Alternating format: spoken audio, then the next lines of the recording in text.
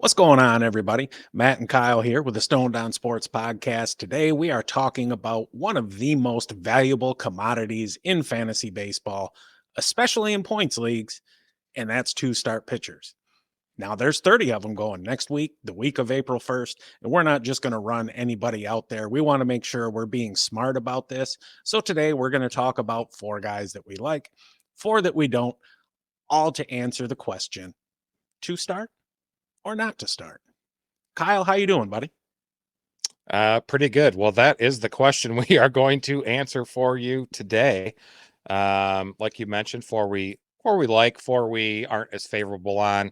I know we each got a couple of decent guys there that we like. So you want to get her started? Yeah, absolutely. And before we do, please keep in mind things change. This information is accurate as of Sunday morning around noon. And we're not going to be the kind of people that come out here and tell you, oh, Spencer Strider's got two starts or Kevin Gossman has two starts. You should run him Right. out there. We're going to assume you already know that. The first guy we're going to talk about this week is Tanner Houck of the Boston Red Sox. He has games against the A's and at the Angels next week.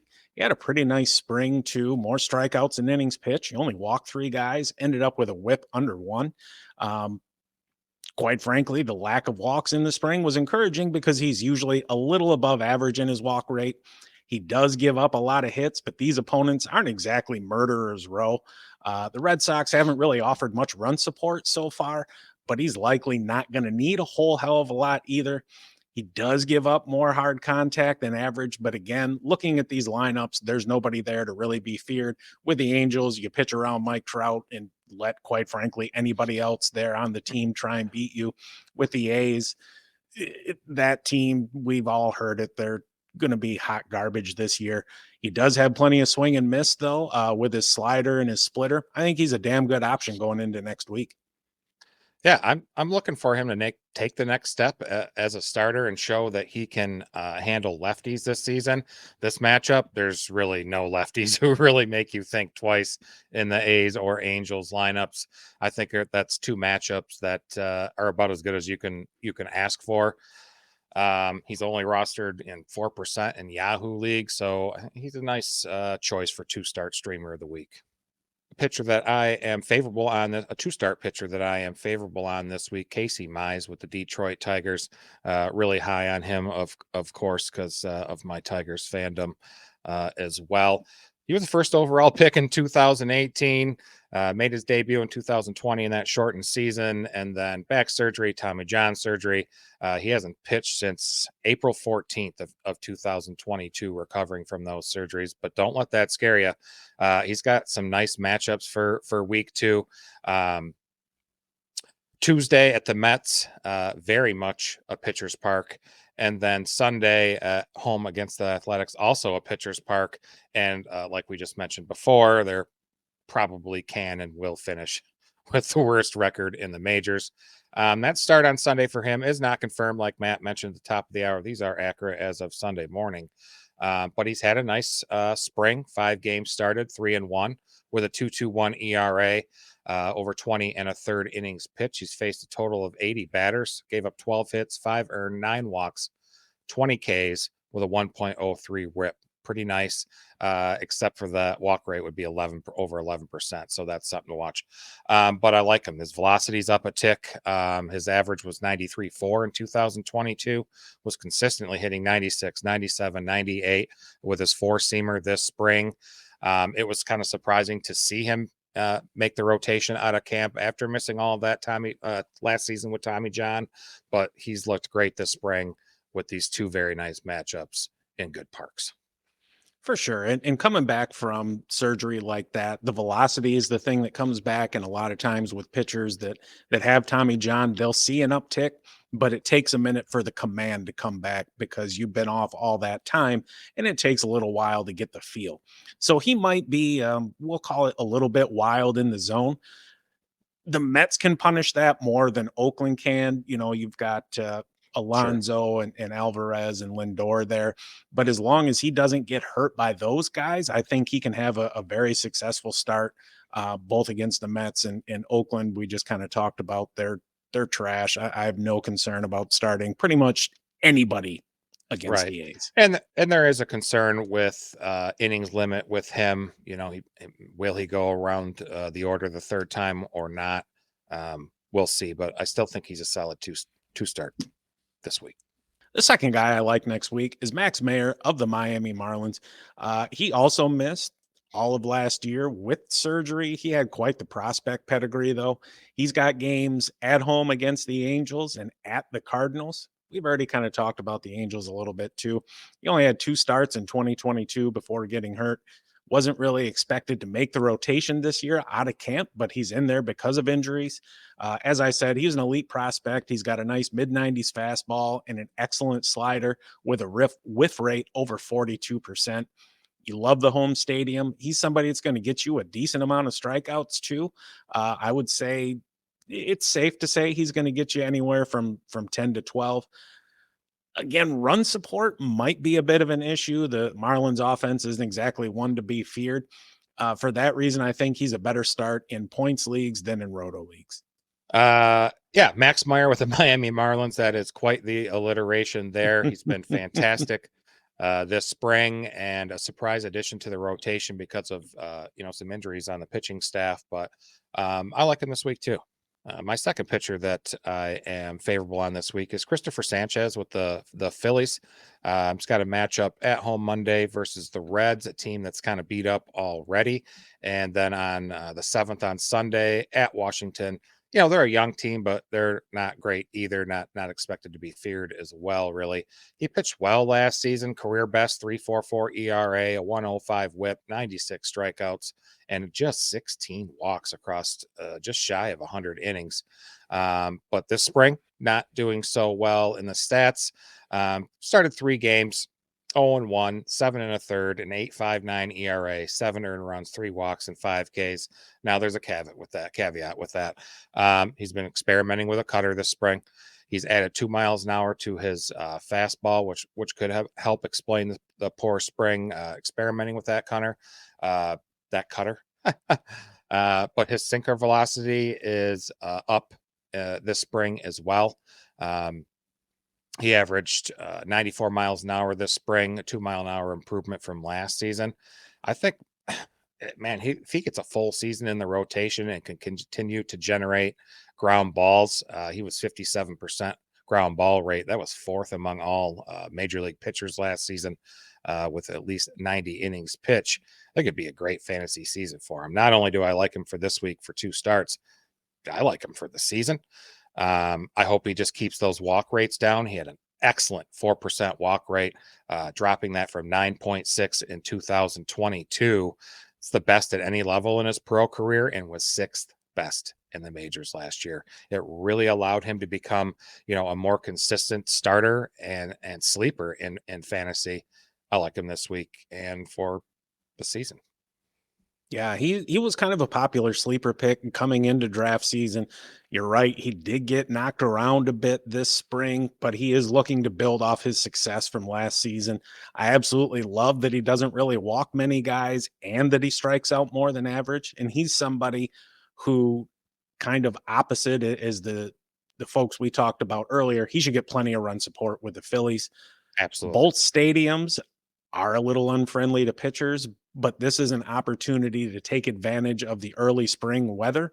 In the cool weather, you get a lot of wind and whatnot this time of year. Take advantage of that. These stadiums are going to play much differently later in the season than they do now. I'd run him out there with confidence. So we've talked enough about the guys that we like. There's also some dudes we don't like. I'll start it off with Ryne Nelson of the Arizona Diamondbacks. He has games against the Yankees and Braves next week, which is already no bueno. He does have a nice defense behind him. He does have a good offense supporting him. He's a 5-pitch pitcher, but nothing is really overpowering. He does pretty well on the walks. He'll walk a little below average, but he doesn't really strike many out. There's not really a whole lot of swing and miss with his pitchers either. He gives up a lot of hard contact. His home run rate is high. And he's somebody who, because of the lack of strikeouts, he's a pitcher who pitches to contact, but he's a fly ball pitcher. That is not a good combination going up against those 2 lineups. No, it's not. Yeah, he really struggles to prevent just even soft contact, very low exit velocity, barrel rate, and he was in the 22nd percentile hard hit rate. Looking at some more data, he could be a lot better if he could use his changeup and slider more often. He'd be a much better pitcher. He held opponents to a batting average right around the Mendoza line, and both pitches had a whiff rate above 27%. I think there's still room for him, plenty of room for him to grow. He just not able to put batters away and get much swing and miss. He's going to get rocked.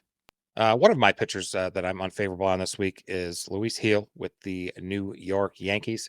Won a rotation spot this spring, pretty much due to injuries there in the rotation. He was just recalled Thursday from AAA Scranton. I just wanted to say AAA Scranton. He's been fantastic in spring. Started 3 games, went 2-0, 2.87 ERA in 15 2/3 innings. He's faced 61 total batters, 7 hits, 5 earned, 3 homers, 6 walks, a .83 WHIP with 23 Ks. That is a 37.7% strikeout rate. Really good. On Monday, he's starting at Arizona. It's kind of a tough matchup. Arizona's already scored 27 runs in 3 games played so far. That's good for third in the majors. Of course, it helps when you score 14 runs in 1 inning as well. And then Sunday starts at home versus the Blue Jays. While they haven't looked, as good so far against their series against the Rays, there's some good hitters on that Toronto team. And Yankee Stadium has seen an increase in homers by 16% over the last 3 seasons. That's third most in the Major League Baseball. It's not a great matchup. So while I have little faith in him, I have a little faith in him, but I think there's definitely blow up potential here. Absolutely. Look, he looked great this spring. Anytime you average what is it, a little over 13 strikeouts per 9 innings, you're doing something right, but who knows what the hell those guys are doing now, right? Chances are they're not in major league dugouts. He's somebody, though, the strikeout numbers have carried through from the minors. He generates a lot of swing and miss. He doesn't really have much of an MLB track record, but from what we've seen, he does have issues with walks, and that's also followed him all through the minors. And you're right, those are a couple pretty tough lineups. He's somebody who it was a surprise he made the rotation. We'll see how long he sticks in that rotation. And the second guy I'm sitting on my bench is Sean Manaea of the New York Mets. He has starts against the Tigers at home and then at Cincinnati. And on the surface, you might be saying, Matt, it's the Tigers. Well, the Tigers have shown so far this season they've got some spunk. They are going to run a very right-handed heavy lineup out there. As a matter of fact, the Reds will too. Manaea is not a guy who throws exceptionally hard. There's not a whole lot of swing and miss with any of his pitches. He does hover around a strikeout an inning, though, and what that tells us is his called strike percentage as opposed to swinging strike percentage is a little high. He's right around the 16, 17, 18% range for that. He is somebody that does pretty well against same side hitting. So he's a left-handed pitcher. He does pretty damn good against left-handed hitters. But if you're running righties out there, he's somebody who I think has something like a 280 batting average against versus right-handed hitters. I think both of these teams are going to be able to take advantage of that. And anytime you've got a game in Great American Small Park, I don't care if it's early in the season or late in the season, there's a damn good chance for a blow up and seeing a game with 15 runs scored. I don't want any part of that from the pitching side. No, and this spring he's had a 1.94 FIP, which is kind of encouraging, but it's not encouraging enough for me to stream him with confidence against that Goods Reds offense in the Great American Ballpark. No, thank you. And my last pitcher that I am not favorable on this week for 2 starts is Ryan Pepiot with the Tampa Bay Rays. Played for the Dodgers last year, actually a couple last years, and he was involved in the Tyler Glasnow trade in December. Has just thrown only 78 innings in the majors, but has done well, posting a 2.76 ERA with 80 strikeouts. His 2 starts, one on Monday on the 1st, is home against the Rangers. Tough lineup, even though they've only scored 15 runs so far. They're a very dangerous lineup. And then Sunday on the 7th away at the Rockies. don't start anybody at the Colorado Rockies. It's not a pitcher's park in any way. This spring, he's a 6.75 ERA with a 1.43 WHIP over 13 and a third innings. But that 16 strikeouts to 3 walks, that ratio definitely provides a better indication of how well he's pitched this spring. I think the 26-year-old right-hander could have his workload managed to some degree as he begins his first season in Tampa Bay, but he has the makings of a potential breakout. But he is definitely a clear bench this week in 2 starts. Something positive about him, he will still have relief pitcher eligibility. So as a starter, especially in points leagues, this can be incredibly beneficial. Just not this week, but somebody to keep your eye on. For sure. In last year, I think he had 3 or 4 starts with the Dodgers. He looked pretty good. Only 4 earned runs and 18 innings pitched. There's some nice swing and miss in his stuff too, especially with his off speed and breaking pitches. But you're right. I'd be nervous about running out nearly any starter in this combination, especially dealing with the defending champion Rangers and then going on the road to Colorado, or even if you're not giving up home runs, that outfield is just massive there. Yeah. And it burns you. So do the smart thing and keep him on your bench. So that's a wrap for this week's 2-start pitcher video. We will be back here on Tuesday and Thursday every week, 7:00 p.m. Eastern. If you haven't already, throw us a like and subscribe. We'd really appreciate it, and it doesn't cost you a thing. Until next time, we'll talk to you later.